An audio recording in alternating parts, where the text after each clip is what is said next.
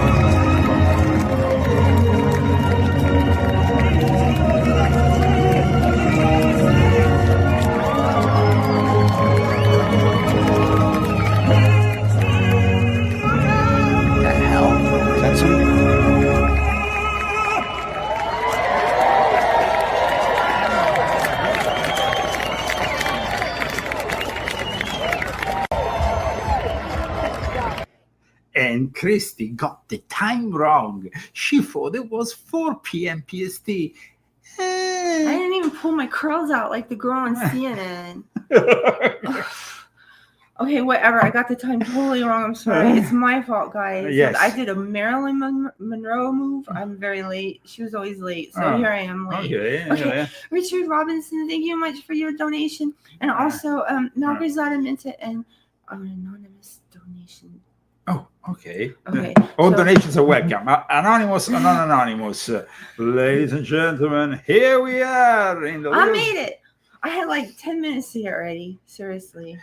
Is Europe the real enemy of America? Today, this is the question, and the answers are quite disturbing. But let's start with our show. I'm here. Usually, I have some silent time Christy to is here. meditate. Okay. I don't know. I thought we started at 4. No, we always start at 3. When did we start doing that? In the last couple of months. Oh, goodness gracious. Okay, I just got it wrong. I want to thank all those people who, of course, support us with the purchase of my books, in particular Volume 12, Volume 11, Volume 10, but of course, all of my books. And Christie's books, because they're also very important.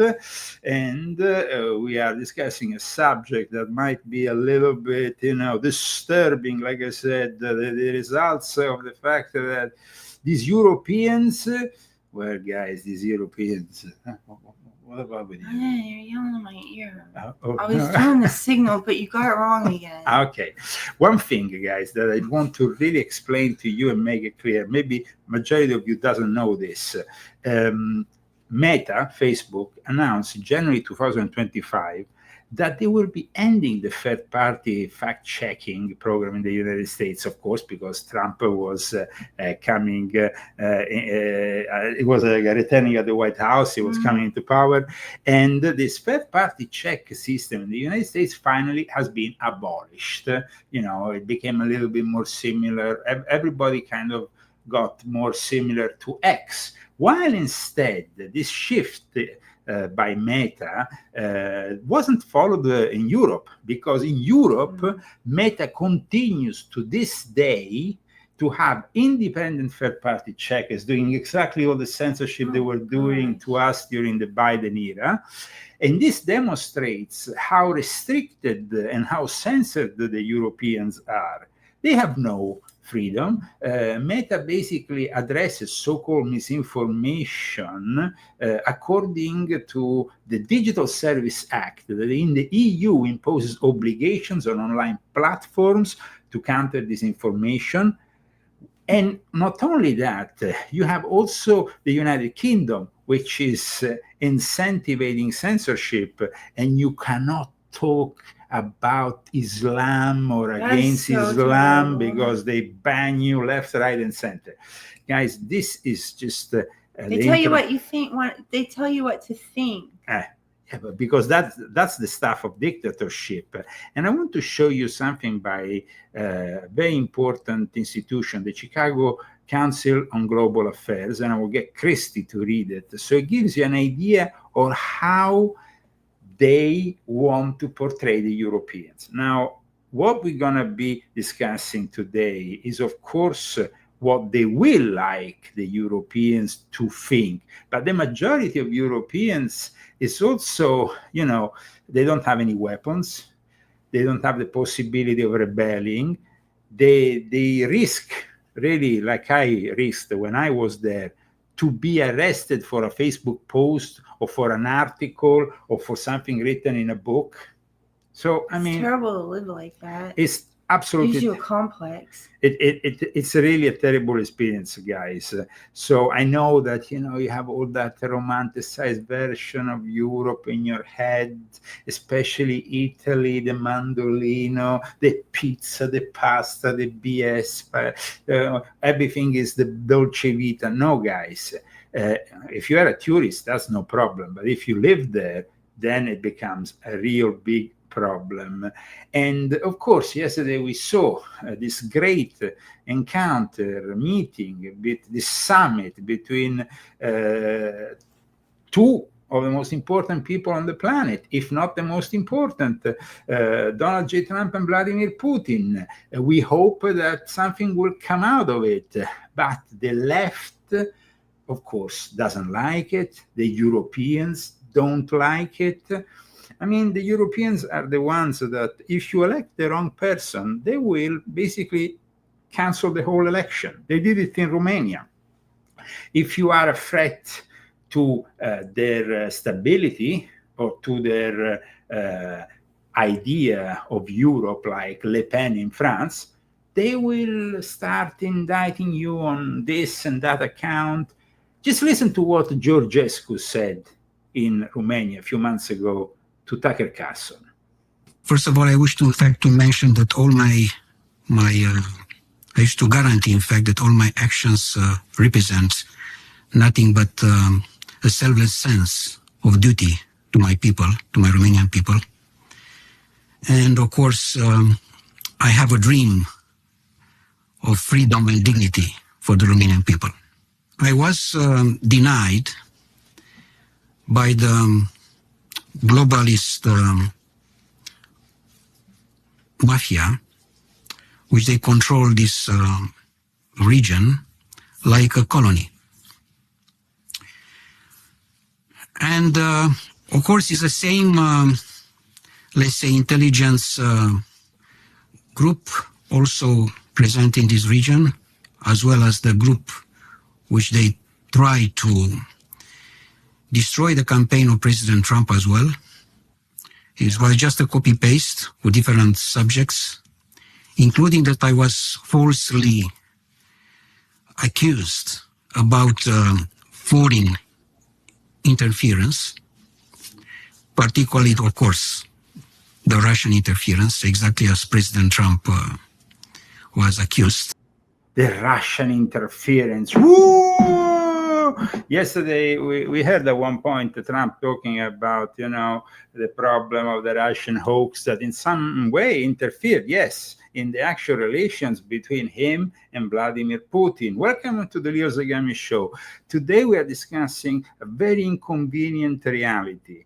Europe, and I'm not intending only the European Union, but Great Britain and the European Union, because since Brexit, Great Britain is not part of the European Union, so that's why I wrote Europe and not only the EU, is the real enemy of America. And I want to demonstrate that.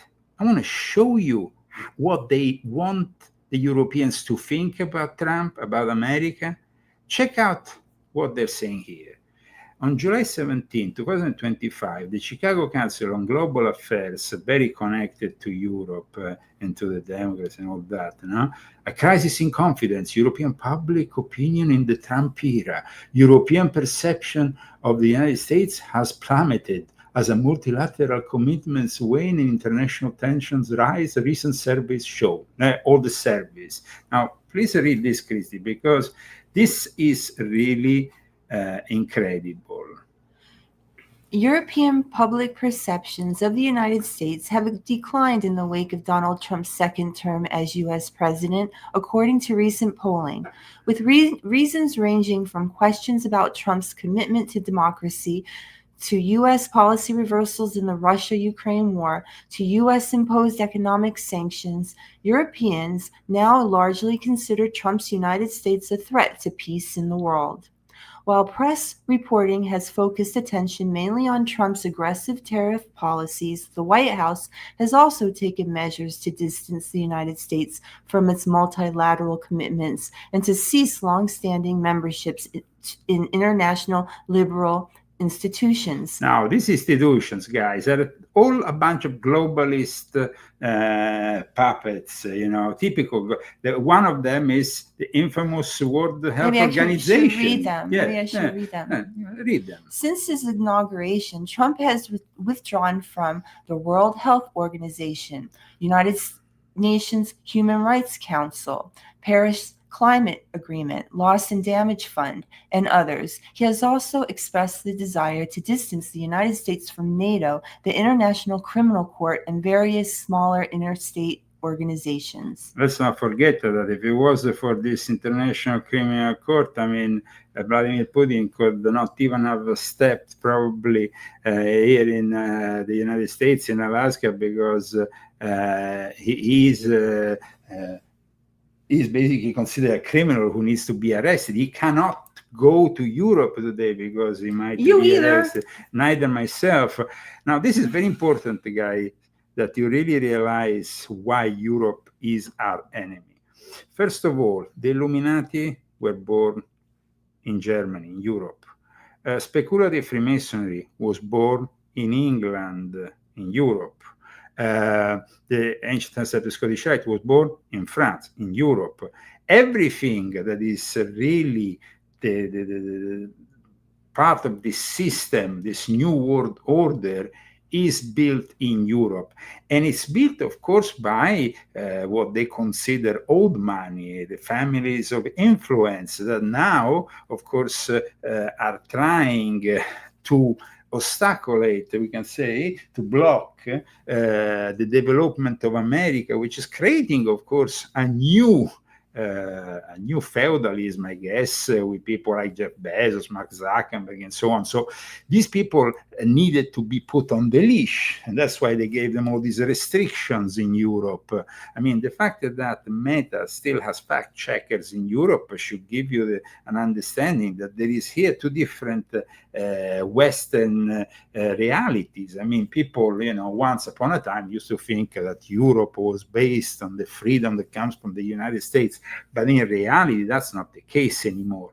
Then, when you're seeing these people writing this rubbish, stating that recent polling shows that Europeans are widely concerned and frustrated with new Trump administration, this is the people who are really against America are the European institutions, including Great Britain, the Freemasons, the Illuminati, the Jesuits.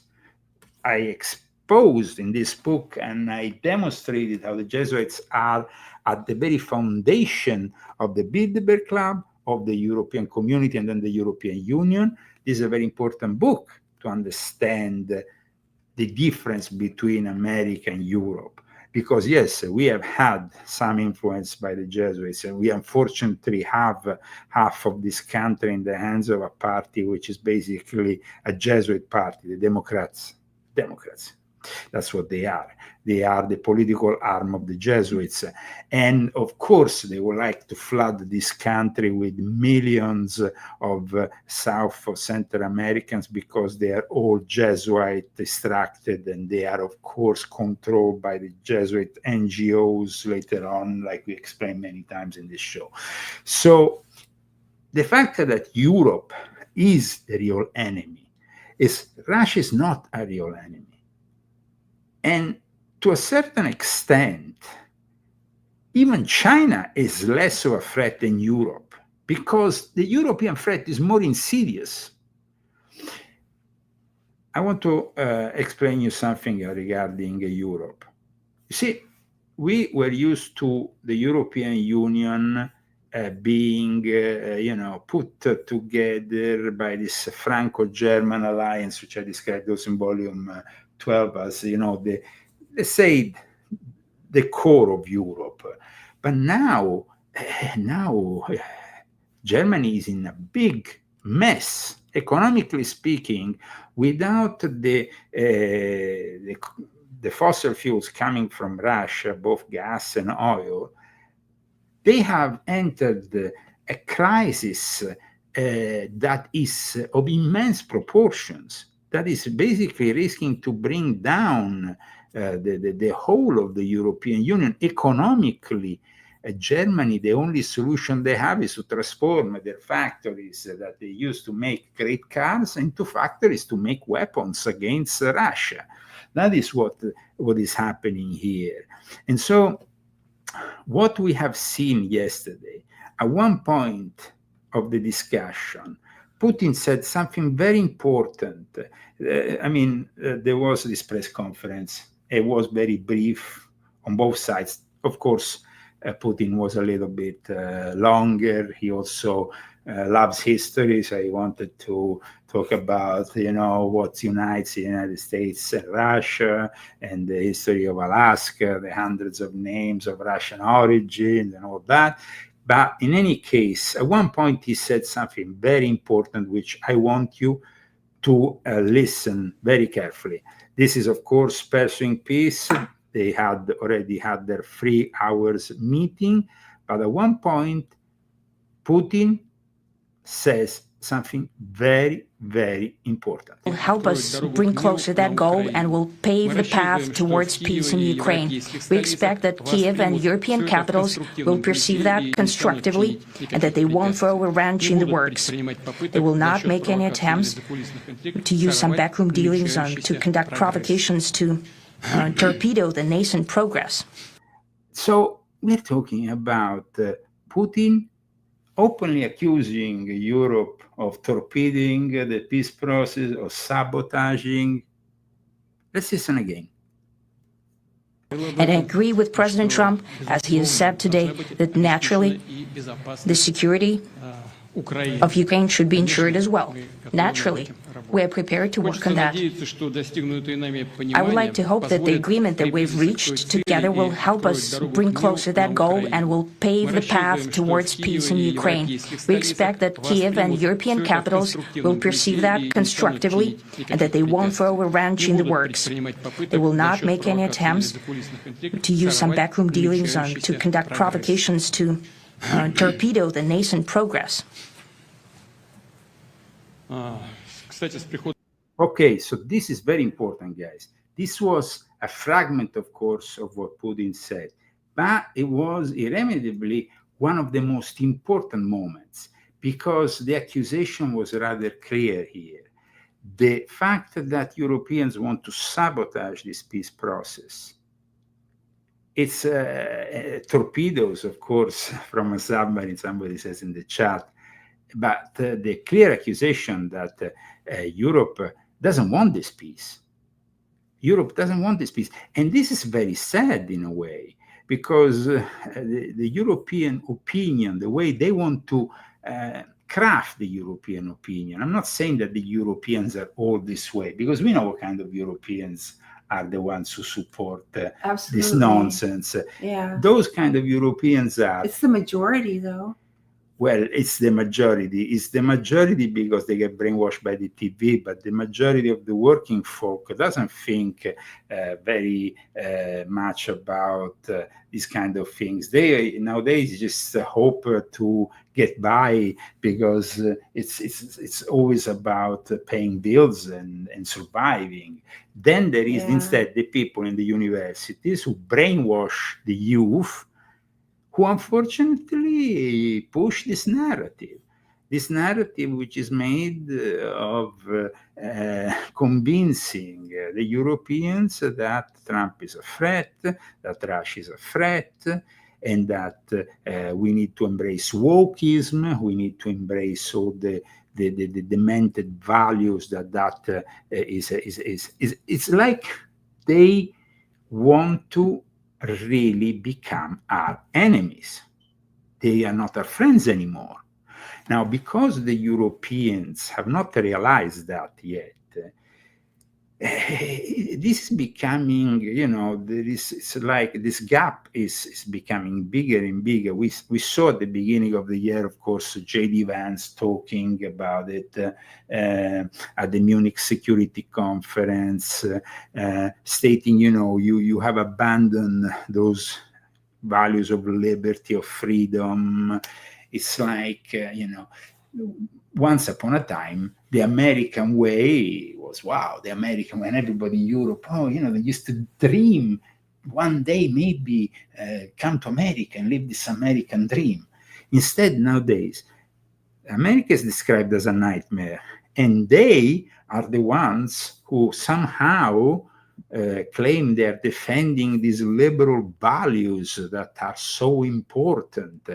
And they do it with surveys who are, of course, completely fake. I mean, because probably the surveys are conducted. But maybe, like Christy said, there is a lot of people that get convinced. Yeah, the normal folk. The normal folk in the piazza were thinking the same thing. Yeah, you think that they were really brainwashed? Yeah, I do. European Union and European opinion on the United States plummet after Trump re-election. And but I tell you, here it says across 7 countries, Great Britain, France, Germany, Denmark, Sweden, Spain, and Italy, it dropped by roughly 8 percentage points since November 2024. This decline is especially pronounced. It's none of their business. Yeah, but in fact, they have all this, here, this European favorable. Who cares? Well, who cares? The problem is that we continue to send money and weapons to Ukraine. I understand that the military industrial complex wants to continue financing this idiotic war, but at the same time, we should instead abandon Europe, go into business with Russia. And I know the roots of many Americans, like myself, are in Europe. The roots. I'm like 98% Northern European. But the problem is they are so brainwashed.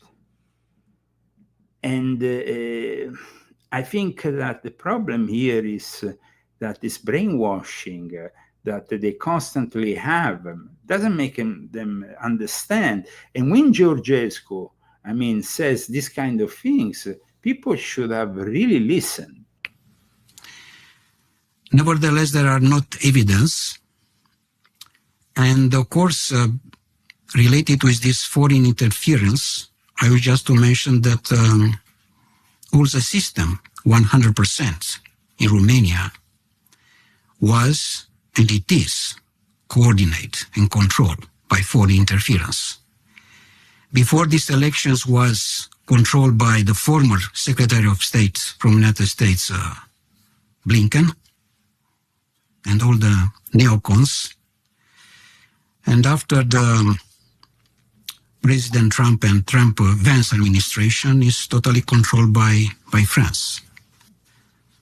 So actually the current Romanian president today is President of France, Macron. So Soros Macron, if I can say. And that's quite interesting that he said that the real president of Romania is Macron, because Macron is a Freemason from the Grand Orient of France, which is the most politically inclined Masonic institution.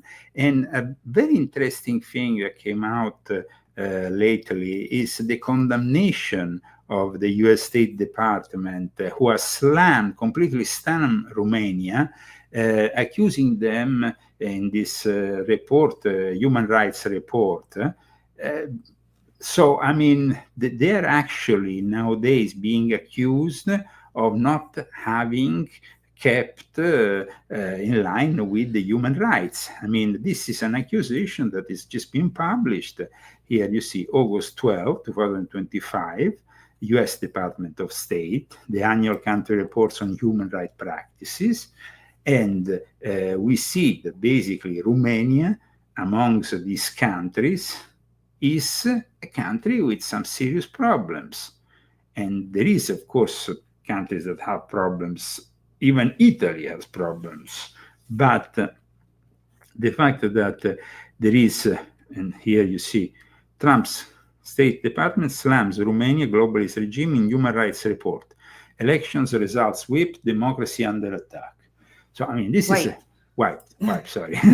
And the president, so, I mean, it's like officially for his side multiple irregularities and violations of electoral law. The US State Department isn't buying it. However, because we are not buying the lies, the fact that the court claim Russian disinformation on social media. And so old. But this is the thing, guys.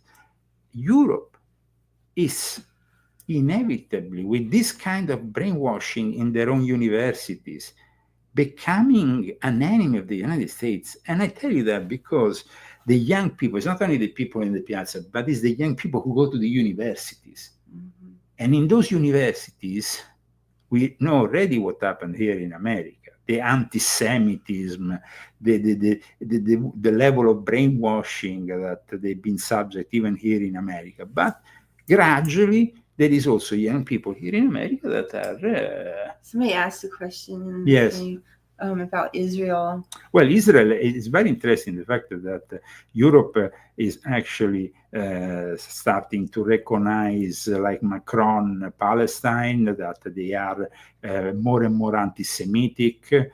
It's quite interesting that all this lack of democracy goes in line with what the Nazi Party was doing, because that's what they are. They are the Fourth Reich. And I explained this very much in volume 7 of my Confessions, because this book is about the occult roots of the Great Reset. It's about the Nazis that helped the family of Klaus Schwab, that created Davos, which is a very important base for these globalists aside from the Bilderberg Club. So I would definitely suggest to get volume 7, because this was the book that they actually published in February 2022. The war hadn't even started yet. I mean, the whole Ukrainian-Russian conflict had not yet expanded to what we have now with the special operation of Vladimir Putin, but I already explained everything in this book. So, and then later on, of course, I also explained in volume 9 how Ukraine has been chosen to become some kind of digital playground for the future. This is another important element. So you see, the problem here is really to understand that we cannot trust the Europeans anymore. I want to say one more thing. Yeah. Rome is in Europe, and the Pope was doing that horrible ritual right before all this stuff went down. Yes, well, the Pope invited Zelensky to Castel Gandolfo. You can find the article on leozagami.com regarding the Green Mass that was celebrated at the summer residence of the Pope. And that is a kind of a weird synchronicity also, because it doesn't happen every day that the Pope devises a new Mass based on the great lie of climate change.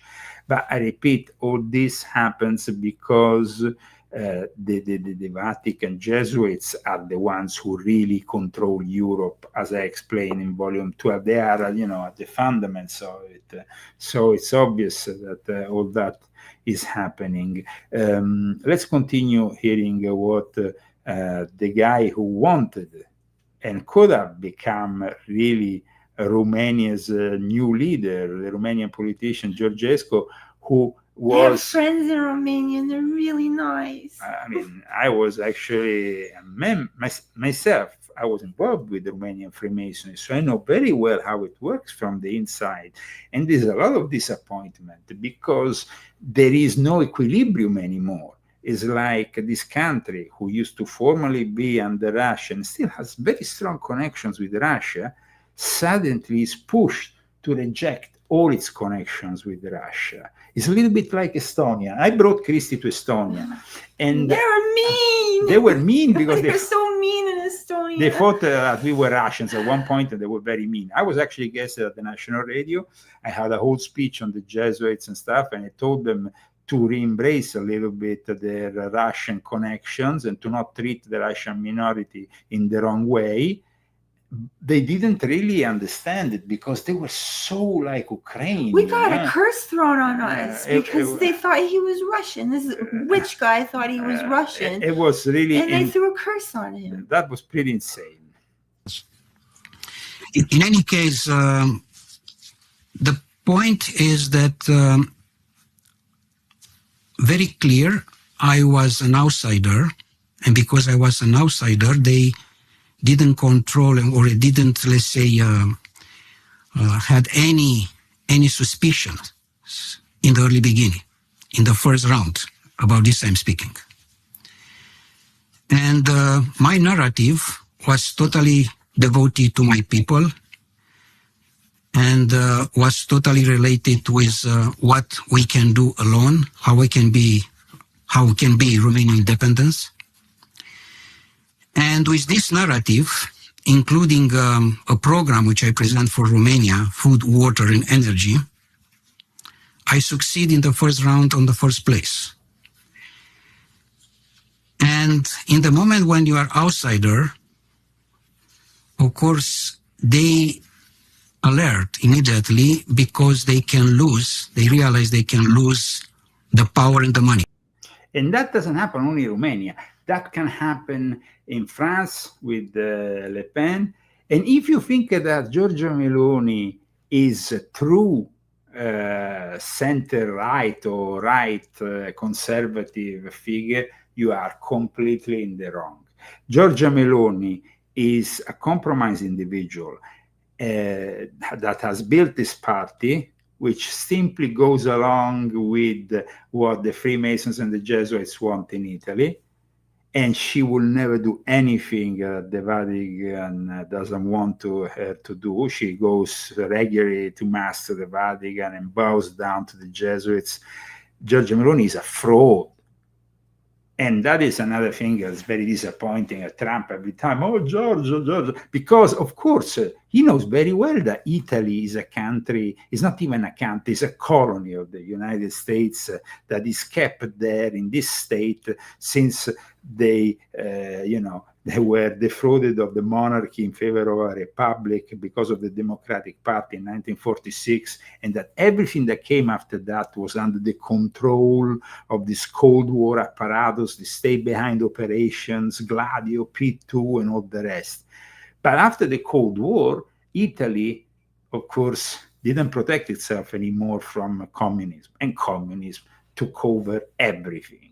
And so now it's a country in the hands of idiots that are brainwashed by Jesuits completely, and it's pathetic. It's completely pathetic, the way they are. I tried to make a difference, and I was punished severely. I was arrested, persecuted, tortured, locked up.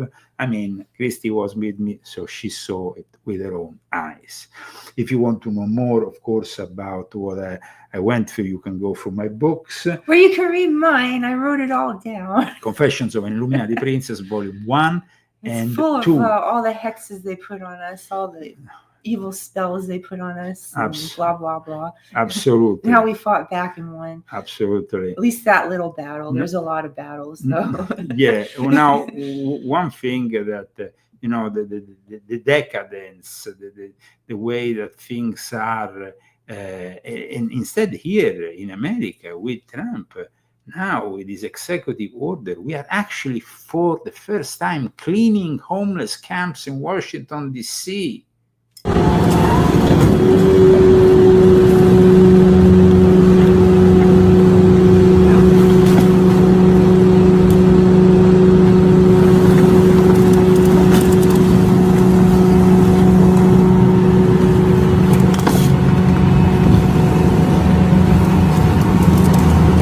This kind of thing is great. I mean, finally we can clear up this mess.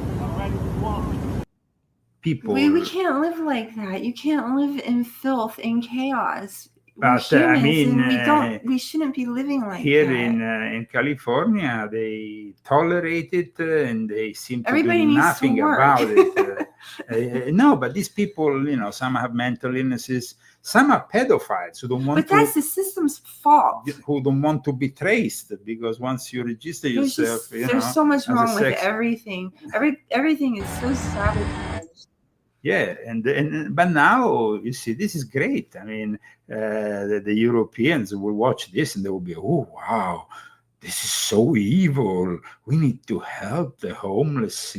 They're evil. They're insidious. It is about really embracing reality, and the reality is that this society, if it's kept unchecked with this kind of homeless decline, and it becomes a third world country. We went back to Los Angeles after 5 years. We haven't been there. I can't go to little Tokyo because it sucks.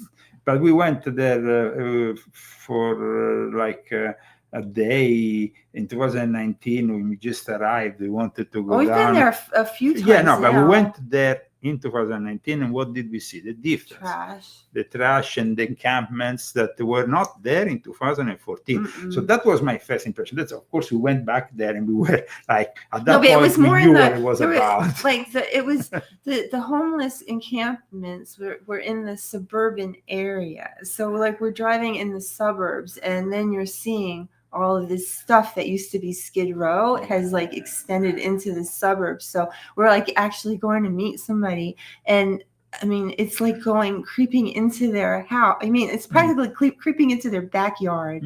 So, yeah. And everybody's forced to look at it in California. I mean, we have this beautiful nature around us, but then we're forced to live in this filth. It's really terrible. It's really terrible that we are in this situation. But this decline is decline that the whole of the West is actually has this decline that is meant to destroy all our certainties and to retransform our society. Because after this, guys, the next phase. They're doing it to us. They are doing it to us, and they're causing the problem is what they're doing. But they're causing the problem because then the next phase is, of course, the cyber Satan, AI, smart cities, smart this, smart that, and this danger, guys, of the smart cities, the smart cars, and everything connected to the AI expanding unchecked is actually being reported.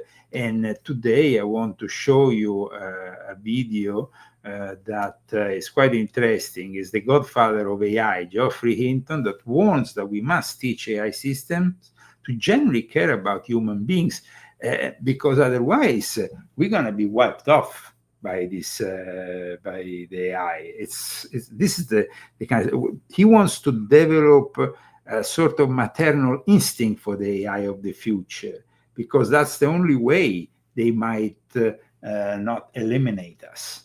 A stark warning about artificial intelligence from Geoffrey Hinton, the Nobel Prize-winning scientist whose pioneering research helped lay the groundwork for AI. That's why he's often called the godfather of AI.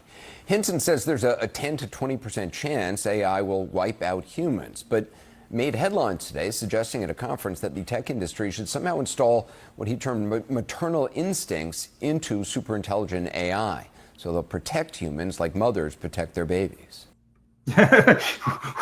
Wow, somebody should protect Anderson. Anderson Cooper.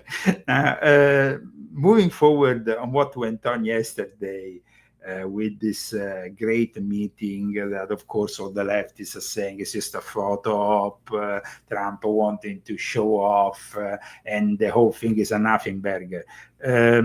I mean, the incredible thing about the people like CNN, we just saw what Anderson Cooper said about the AI, and once in a while they do some reports that actually have a sense of reality, but most of the time it's just propaganda. This, guys, was something that me and Christy watched earlier today, and it was just like such bullshit. Smiles, hand pats, postures, and a pat on the back even. What does it all mean? There was a lot to take note of in the body language between President Trump and Russian President Vladimir Putin at Friday's Alaska summit. Those nonverbal cues from the two leaders. Here with us now to help break it all down, body language expert Mary Civillo. Mary, great to see you. Sometimes Hi, Frederica. so Good much to see you. Wonderful. So much is said sometimes non-verbally. So that's why we have you here. So, you know, a lot of analysts agree that Putin came into this with a great advantage, an invitation to U.S. soil without concessions. The two presidents, you know, meeting on the red carpet that was rolled out, applause even from President Trump, handshakes, even Trump patting the back of the Russian president's hand. So in that sequence, what did you see? I saw two guys that were coming together, hadn't seen you for a little while. Good to see you. It was all, you know, all systems go. Okay, so these people today went on record trying to interpret the language of signs of Vladimir Putin and Donald J. Trump. Guys, I They mean, don't. Can I say something? Tell me something. But they don't know what Trump is thinking. They don't know what Putin is thinking. They don't know. But and they so, say but the body language. The body language. That's just baloney. I mean, they don't know what they're thinking. So, I mean, to think that you know somebody like that and then to be so smug about it, I don't know. Couldn't be friendly on both sides. Trump, the gracious host, Putin thrilled to be here. Mm-hmm. And then, as you see here, they're walking on the red carpet. Eventually, they kind of saunter off to Trump's limo called the Beast. Putin actually smiling, looking very joyful right there in the back seat, almost like making sure to the cameras, you see me here, right? What do you see there? Oh, yeah. I mean, he from the get-go, and in fact, throughout, he just looked as though it was, this is fantastic. And it is especially pronounced. You know, you really notice it if you think back to Helsinki. Frederica, I remember 2018, the last time they met, you know, Putin was kind of slouched, you know, in the after thing. And he's just kind of like, all right. Almost like, I don't really want to be here. Interpretations, guys. I mean, whatever. One thing is that Putin and Trump met, and finally, the U.S. and Russia are not about to trigger a nuclear Armageddon, because during the Biden year, every 2 minutes we thought we would be wiped off from the face of the earth. I mean, I'm not saying that they're going to reach the ultimate solution regarding Ukraine. When Reagan went to meet Gorbachev, I had to stay home from school that day. Well, in Iceland. Yeah, and I was like, I was a kid, you know, but I was so happy that we weren't in a war with Russia. And I was, you know, I'm just saying how I felt. And I had this like same feeling that I was happy that we're not at war. And I was also happy we weren't in a war with North Korea. You know, like when he makes friends, and then he said that he's friends with Xi Jinping and that he has a lot of friends. So yes, actually, he said that because Xi Jinping promised him he will not invade Taiwan until he's there at the presidency. We can all relax. Now, we hope that's the case, because, of course, invading Taiwan will trigger a big mess. All these dictators, you know. No, but the thing is, guys, you have to have balls. So you have to have really, this world is ruled by gangsters. I'm not saying that I'm not portraying Trump as the savior of saviors, but I'm not saying that you can put Trump on the same level of Barack Obama, Joe Biden, or Kamala Harris, or Hillary Clinton. That is what David Icke does. David Icke is a leftist, an anarchic. I respect him because for many reasons he has been, of course, one of the first people to, in a way, from the 90s, of course, after Jordan Maxwell attacked what is the reality of the New World Order. But we need to have some hope that things, if they can change, at least they can go in a better direction. If you hear David Icke, these days, David Icke is portraying, of course, everybody's control. David Icke says that no, but David Icke says that Trump can't be trusted because, of course, he compromised like everybody else with Epstein and blah blah blah. Guys, the thing is that Vladimir Putin used to hang out with Silvio Berlusconi.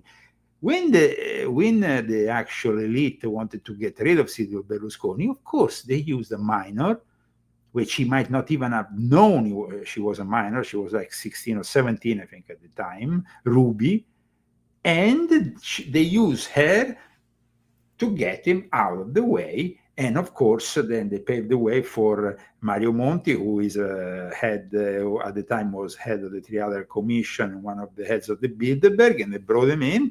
And that's when Italy was brought into the dark ages, because from that moment onwards, I don't think we had, Berlusconi wasn't a saint, but at least he was genuine in his colorful way of doing things. Nowadays, we have just people that bow down to the system, to Europe, to the EU, to people like the von der Leyen, which is a Nazi, because that's what she is.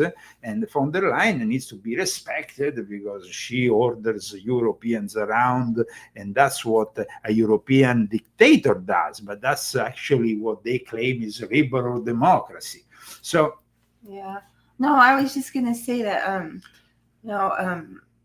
just with Trump and his character and stuff, I mean, we're not supposed to judge. We're just supposed to look at the actions. And I think I was, when he was saying all those things, okay, I don't like it. I don't. But I'm not going to be like that. I love America more than I love my hurt feelings. So I don't care if he hurt my feelings. Okay. I repeat. I think he loves America.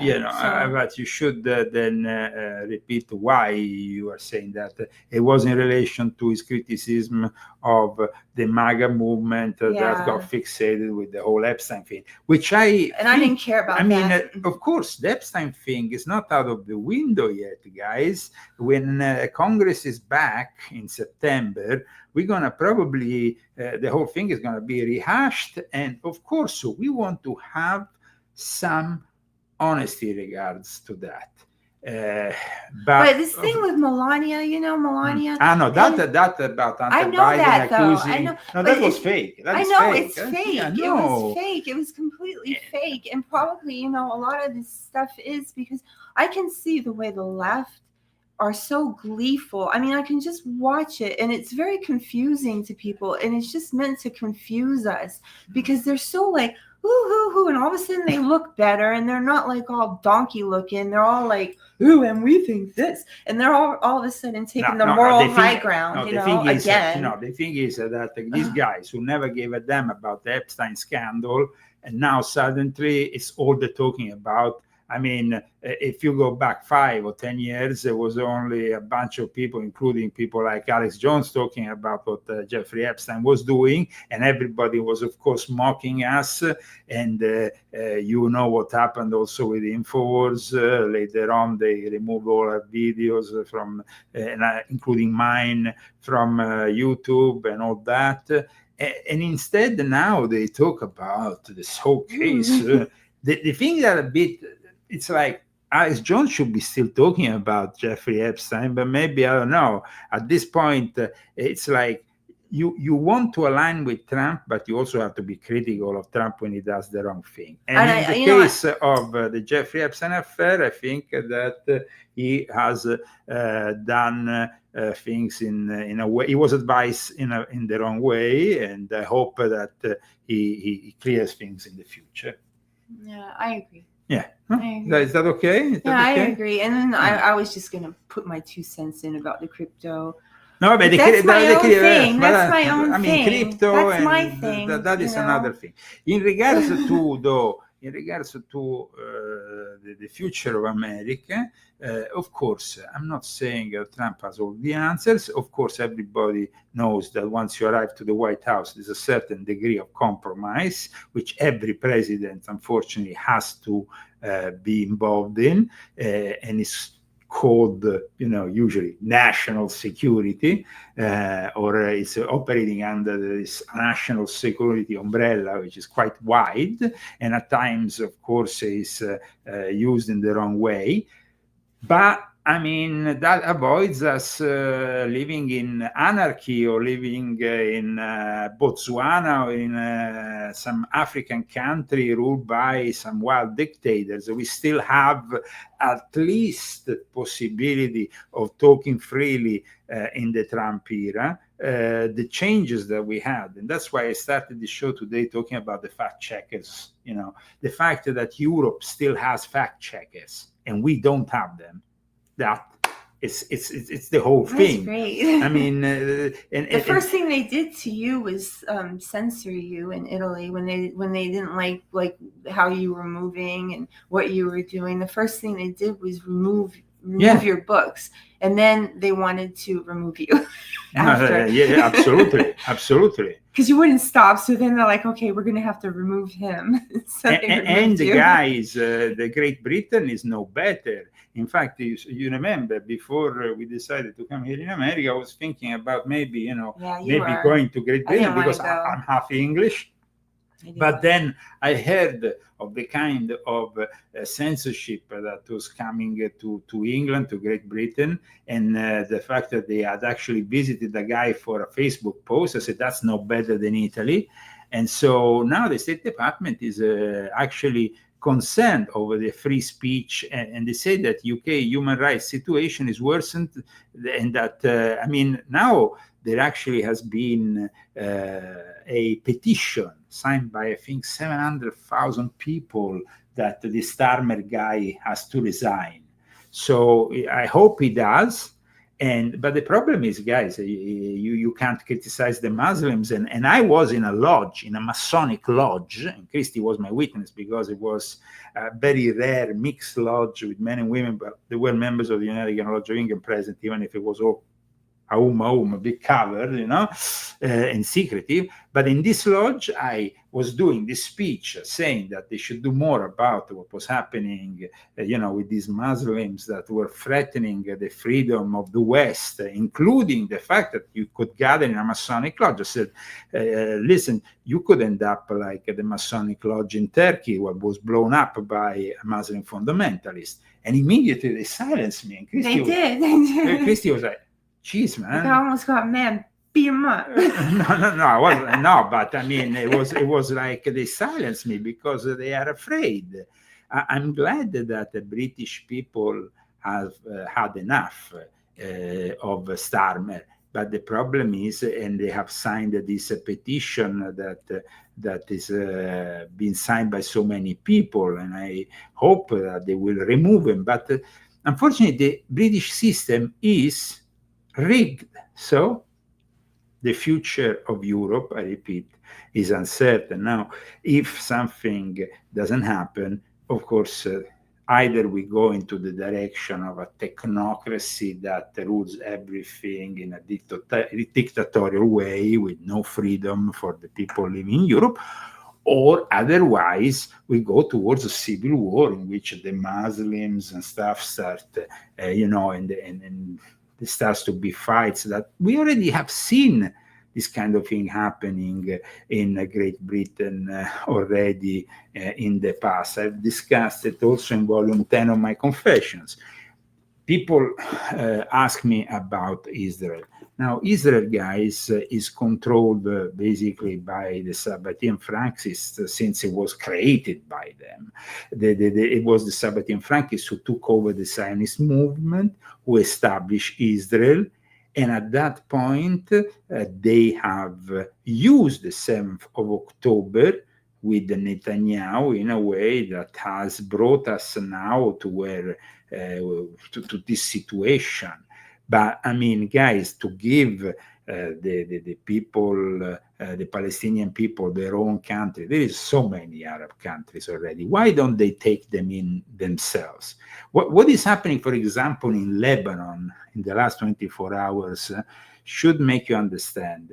The Hezbollah leader has said that if they try to dismantle Hezbollah, all hell will break loose in Lebanon. And that will mean a new civil war in Lebanon.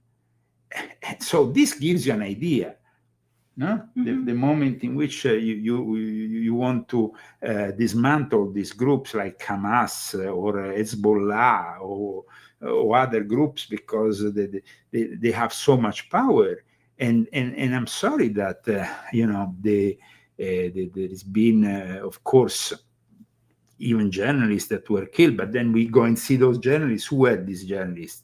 Apparently they were on the payroll of Hamas. They were actually, and it's obvious, Al Jazeera is in Qatar. I explain in this book that the main financer of Hamas is Qatar, together with Iran. So, I mean, you only need to read this book, which is Islamic Freemasonry and the Secret Societies Behind the Eternal Conflict in the Middle East. I have a journalist from Al Jazeera who asked for my friendship. I haven't given him the friendship on Facebook. Yeah, who from a guy who is born in Gaza and lives in, I think, in Ramallah, and who is, he works for the PR, he does public relationship for Al Jazeera. I'm not like my colleagues who will compromise to have, millions of people watching him. I want to be honest. This situation is very much a mess for over 1,000 years. It's not going to get any better soon, but definitely we cannot say that one side is better than the other. There is no sides that are better than the other. Christians, of course, are being killed, and they're being killed also in Syria. And Christians are nowadays being killed because nobody does anything, even in Africa, Nigeria, whatever. Christians are being killed every day because the Vatican doesn't say anything. The Pope, if this happened 1,000 years ago, at least we know that the Pope will have probably started a crusade. Nowadays, nothing. Mm-hmm. They kill Christians, and Christians are just like, okay, they killed another Christian. Who cares? If I do Jesus Christ Superstar with a lesbian black woman, nobody says anything. If I did a representation of Mohammed with a lesbian black woman, they will blow up the whole of London. In London these days, there is a lesbian black woman doing Jesus Christ Superstar. I mean, that is enough, no? To just make it. This shows you there is no balance. No. You can mock Christianity, but there you cool. If I mock Mohammed, peace be upon him, and the whole hell will break loose if we make a little cartoon about him. Guys, we need to defend Christianity. We need to defend, of course, Judaism, but we need to defend all the people who are balanced enough to not go into war for religion, which is completely demented, because, I mean, to go into war with religion is going to bring us, obviously, in a dark past. But in Europe, now, Europe, the way it is being taken over by Islam. That's what it is. France is being taken over by Islam. Great Britain is being taken over by Islam. Italy is being taken over by Islam because the Italians don't have kids. The Italians got vaccinated, and at that point, infertility comes with it.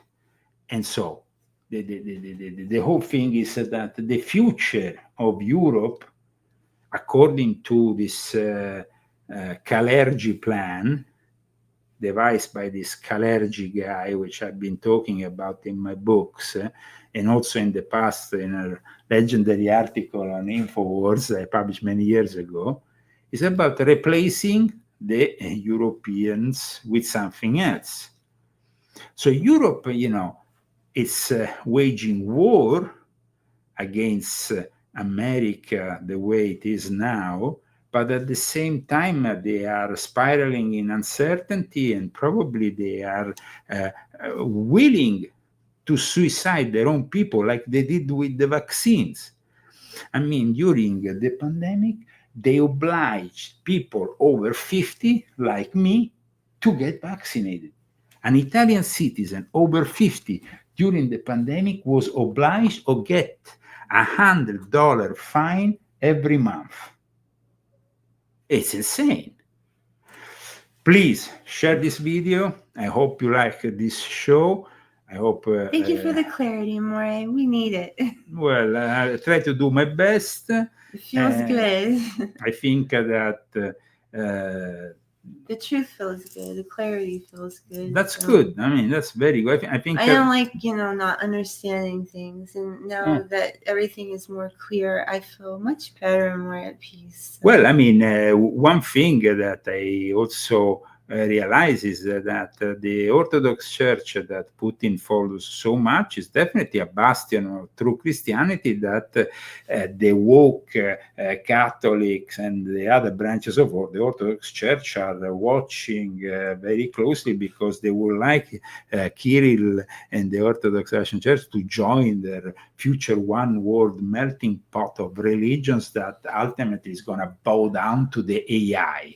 And now, guys, in China, they have built a robot to give birth to a child. And this robot is going to be sold for $14,000. Very affordable price. It's like a car. And all this was envisioned in Brave New World of Aldous Huxley. So, I mean, it's like Aldous Huxley, which I mentioned many times in my books, had envisioned this whole thing. And so women are not, the Chinese want to sell this robot because in Guangdong, in those areas, there is a high infertility rate. They have problems, of course, making babies in China. And now they're going to just have robots making little Chinese. And so finally, we're going to have more Chinese. If we need more Chinese in the world, they're going to come out of a robot. Nice.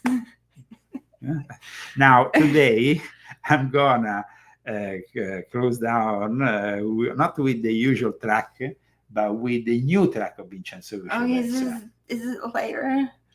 No, it's an electronic track. It's dedicated because of the subject we touched today. It was actually released yesterday. Yesterday was a special anniversary for my Italian show, 6 years of my Italian show. And so this track is called East Berlin. It's going to be published in September. We went to Berlin, me and Christy. We actually went also to what used to be East Berlin. I was playing records there in Berlin because I used to actually be a famous DJ in Berlin back in the middle of the 90s. And I used to work also. They still treat you good. This track is by Vincenzo Viceversa, the guy who does all my book covers. So he's the same guy who does the track we usually end our shows with. But it's a different track. It's more electronic. Guys, I want to show you before we leave you, though, the pizza of the week, because Christy and I on Saturday is pizza time. And today we did some amazing pizzas. So let me show you the pizzas that you can all do if you get, of course, the Zagami family cookbook. This is an amazing pizza. How was this pizza, Christy? I don't know that one because we haven't eaten it yet. But the other one? It was excellent. Okay, so let me show the other pizza. The other pizza was a margherita, very good margherita. I must say that me and Christy have perfection pizza to a level that we could really open the best pizzeria in California. Yeah, we almost killed each other in the process. Yeah, no, in fact, there's a lot of yelling going on. Every other pizzeria probably in that cage. This is the ultimate margherita made today. I must say, level of perfection. Huh? How was it, Christy?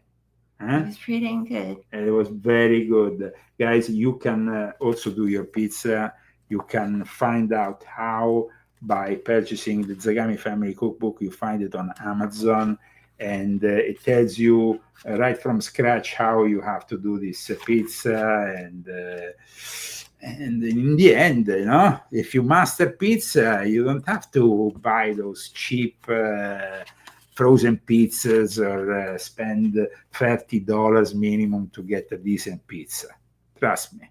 Buy the Zagami Family Cookbook, and with very little money, you will be able to eat a delightful pizza every week. And here we go. East Berlin, DDRV, is actually a track by great Vincenzo Viceversa. Electronic, eh? What is it? You have to find the vibe. I'm trying to find it. You have to find the vibe. Okay. Wait. Huh? Okay, I got it. Got it? Okay. Ladies and gentlemen. What's going on?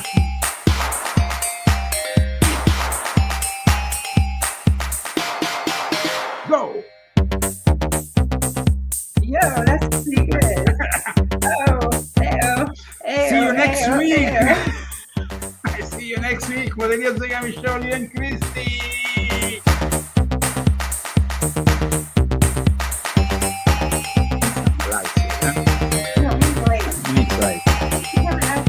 I don't know, but I think we're going to get some.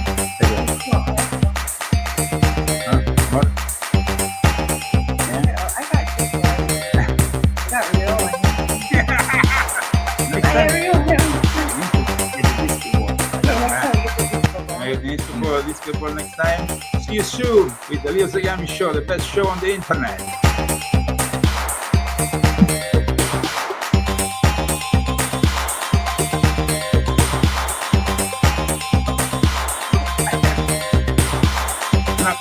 The symbol of East Germany, East Berlin, it reminds me also of Stasi, the Secret Service. They love this kind of thing in Europe, but they deserve this kind of thing in Europe, because unfortunately this is what is ruling Europe now.